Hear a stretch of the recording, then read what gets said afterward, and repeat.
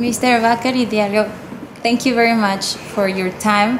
And I want to start asking you that you explain to us how the African Virtual University works. Because I was telling you just minutes before that I was very impressed that it's like a continental university.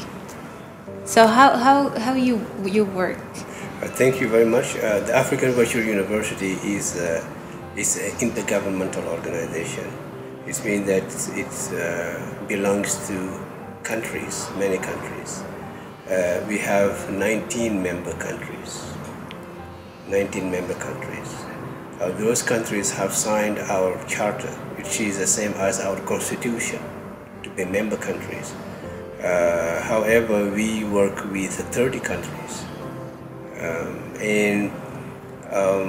We are working in open education, virtual education, and e-learning basically. And our mandate is to increase access to quality education through the innovative use of information technologies. Basically, that's what we do. What you think, in your experience, that is the challenges of the education in general? Because I studied journalism, and I remember in my classes that they said, oh, the newspaper in physics, it's gonna disappear and everything is gonna be online. And when I started to hear about virtual education, a lot of people said, oh, the education in present in schools, it's gonna finish someday and everything is gonna be virtual. And I remember my classes, and it's like, well, we have 8 years later, the newspapers they print newspapers still. So what is in your experience, the future of the education? Well, this is a very good question, and I think that the future of education for me is that we have to focus on the learners, Yes. the need of the learners, and to educate the learners, and to use teaching and learning pedagogies that are mostly focused on the learners. But if you look at the learners these days, they are all technologically savvy. They know how to use computers, they know how to use phones, they know how to use internet, and they like games.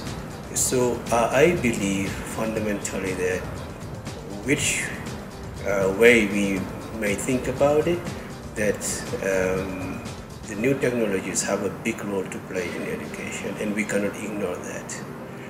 And this being within the classroom, what we call the flipped classroom, you use technology in the classroom in a way that, for instance, most of the lectures are already existing or at a distance. The e-learning or the use of ICT is very important. That doesn't mean necessarily that the schools will disappear, in my opinion.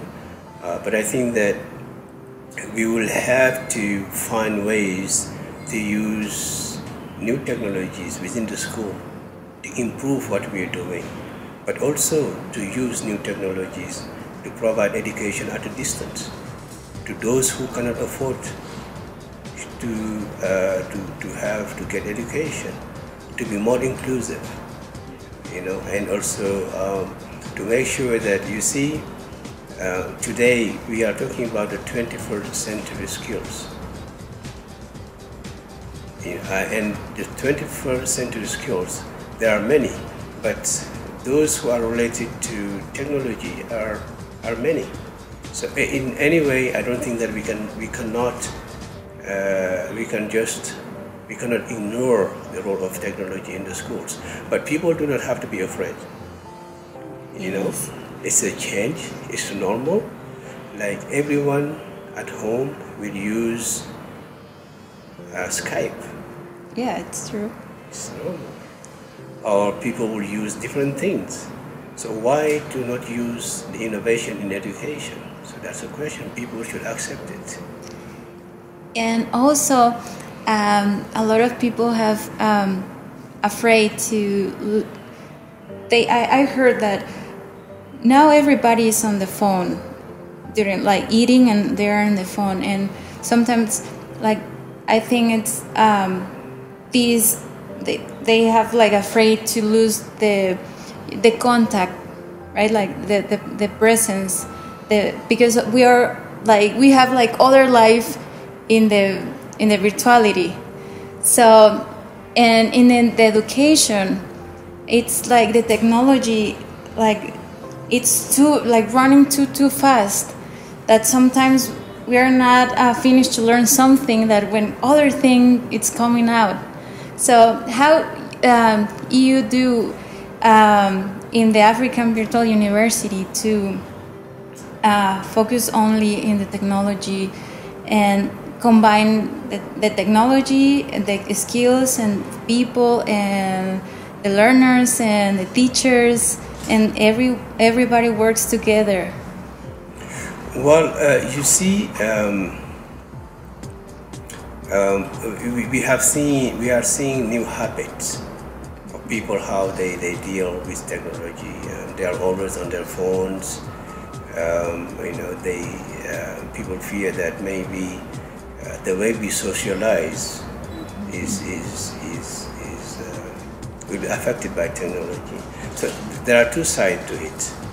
Those on their phones may not be talking to their immediate neighbors, those surrounding them, but they may be talking to other people.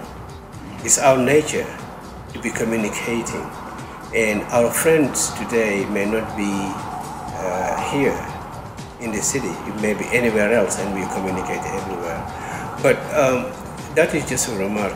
For us, what we're trying to do, because in Africa, in sub-Saharan Africa, right now, they are telling us that about 6-7% of school leavers have access to education, to higher education. And this is it's a big problem. So we are trying to see how we can use technologies to widen the access, to make sure that more people will have access to the technologies. So that is what we are trying to do. And the way we do it is that since we are an intergovernmental organization, we work with governments, the ministries of education or higher education, depending on the countries. And then we also work with the universities. So we help face-to-face universities to integrate open, distance, and e-learning, for instance. And we do that by training the trainers which are basically the professors. We help with infrastructure. We put in place what we call distance learning centers. We develop content, and also we share. Sometimes we share offering the courses with the universities. But I think for us, it's just like the example I gave with Skype. Skype has it's very convenient. So we're trying to look at how we can make these technologies convenient and add value and help us to achieve our mission, which is to increase access to education. Now you always have side effects of technology, but this is bigger than education. It's for the society. Education may address part of it, but I think that the wider society would need to react to that.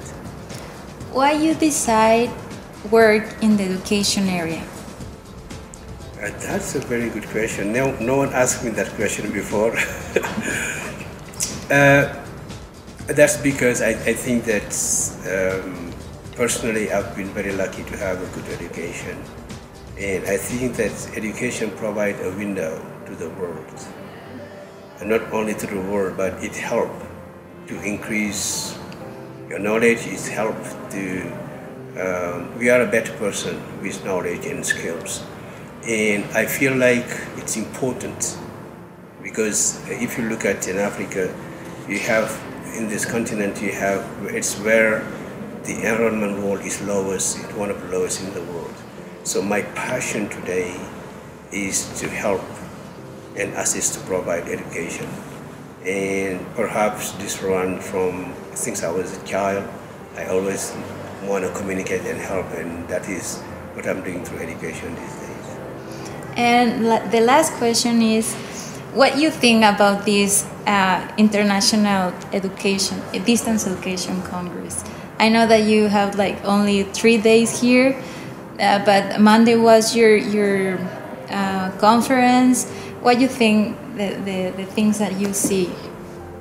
Well, I first of all thank the University of Guadalajara, Universidad. We was waiting you last year. Yeah, for inviting me. I couldn't make it last year. I'm here this year. I very like it very much.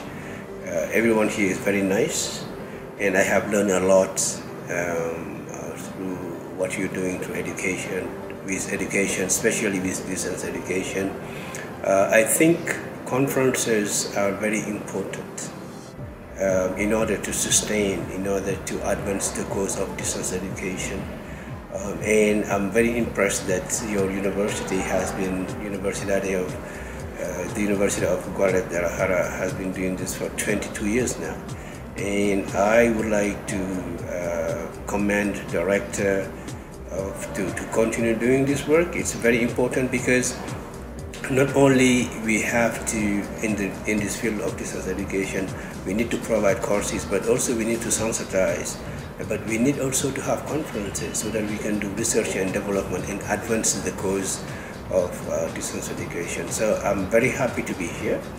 This is my first time in Guadalajara, my first time in Mexico. I love it so much so far. Well, you are welcome anytime, and thank you for your time. Okay, you're very welcome. Thank you very much. Thank you. Universidad de Guadalajara, Sistema de Universidad Virtual.